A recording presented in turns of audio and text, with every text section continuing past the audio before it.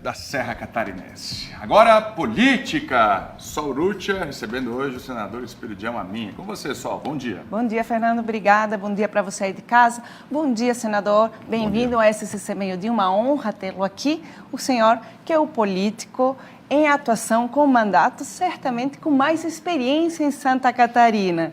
Seja bem-vindo. Muito obrigado. Eu trouxe aqui algumas informações, senador. Eu gostaria de iniciar conversando sobre o cenário político em Santa Catarina. O senhor tem dito que a gente não vive uma polarização. A gente hoje enfrenta a calcificação da polarização.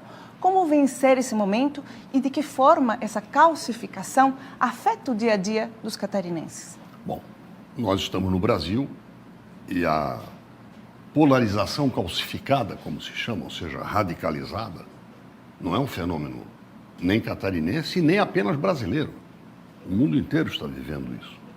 Eu acho que é a qualidade do debate. Você debater o como fazer e obter a confiança da sociedade é um desafio para que a democracia se justifique.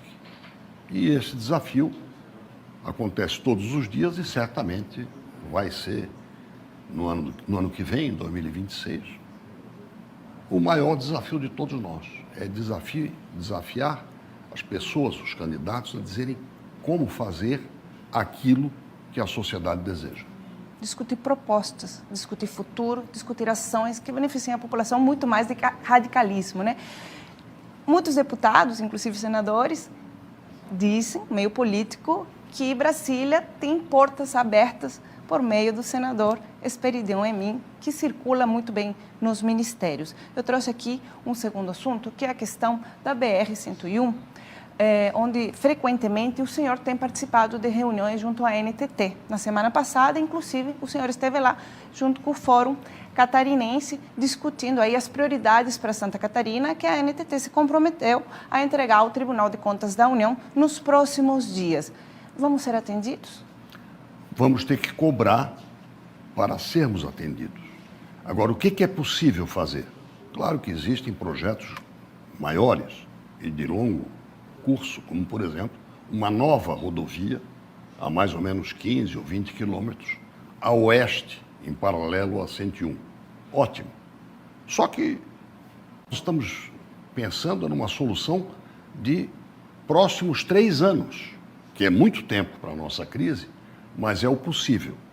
Com um contrato de otimização da concessão, o que nós pretendemos? Primeiro, 3 faixas, ou seja, uma faixa de rolamento a mais, no sentido norte, outra no sentido sul, entre Porto Belo e Penha-Pissarras.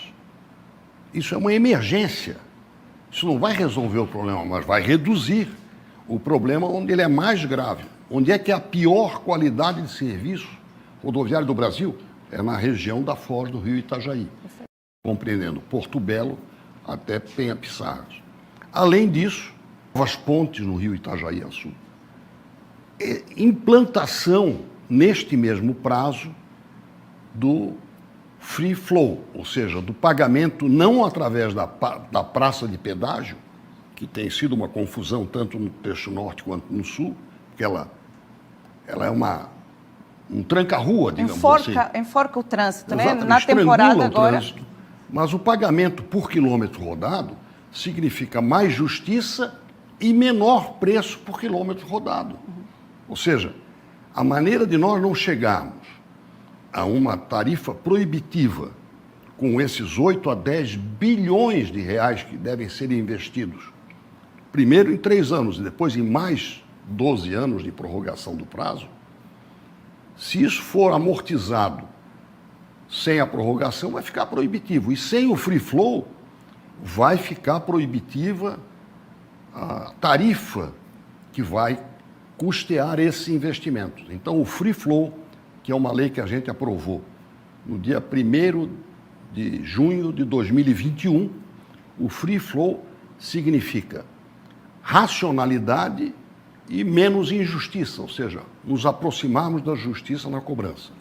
Os outros investimentos, eu não vou aqui enumerar, fazem parte desse documento que nós entregamos na NTT e a nossa luta vai ser nos próximos 120 dias no Tribunal de Contas da União, para conseguirmos esse equilíbrio. Uma tarifa que vai ter que ser aumentada e não terá tanto impacto se for seguida da implantação do Free Flow e a execução dessas obras, especialmente aquelas que vão permitir uma fluidez de tráfego nos próximos 3 anos.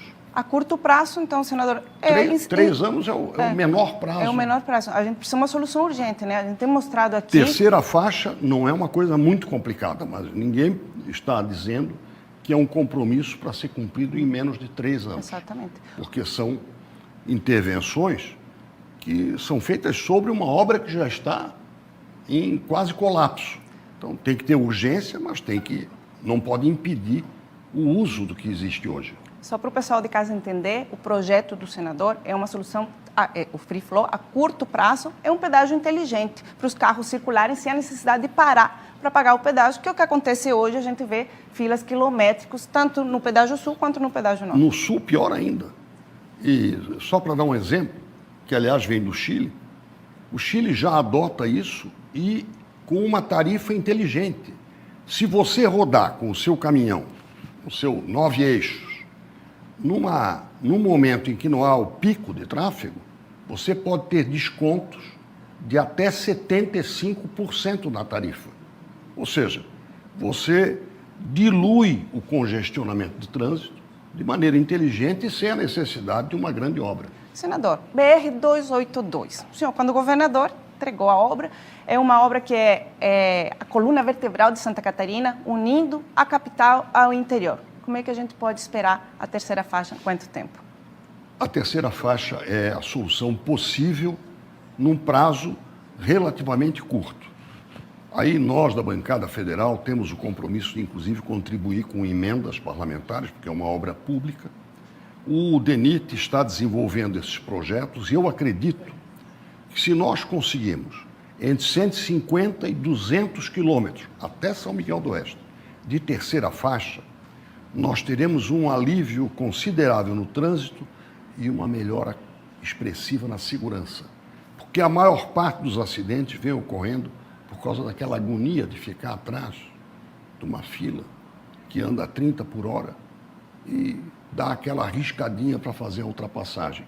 Então, isso significa segurança e fluidez de tráfego, com no mínimo 150 quilômetros, possivelmente 200 quilômetros de terceiras faixas. Senador, para finalizar, Partido Progressistas é um partido importante de Santa Catarina, sempre em destaque, né? Qual o projeto para 2026 do Progressista e a gente vai ver o senhor na urna? Olha, eu estou habilitado e pretendo me habilitar para participar da eleição. Em princípio, tenho meu nome como pré-candidato a senador, mas naturalmente que isso tem que ser feito numa composição, e ninguém pode impor candidatura, mas eu gostaria de destacar que o nosso partido tem, neste momento, algumas prioridades que não são para 2026. Nós temos como prioridade agora derrubar o veto que impede o ressarcimento ao governo de Santa Catarina dos 385 milhões que nós entregamos para o Tesouro Nacional. Está acordado com o governo, esse veto é um equívoco, é absurdamente injusto. E lutar pelas questões relacionadas à regularização do marco temporal para a definição de terras indígenas. Essas são as nossas prioridades para esta semana começarmos a discutir no Senado Federal. Perfeito, senador. Obrigado pela sua participação. A gente espera boas notícias do Senado por meio do senhor. Se Deus quiser.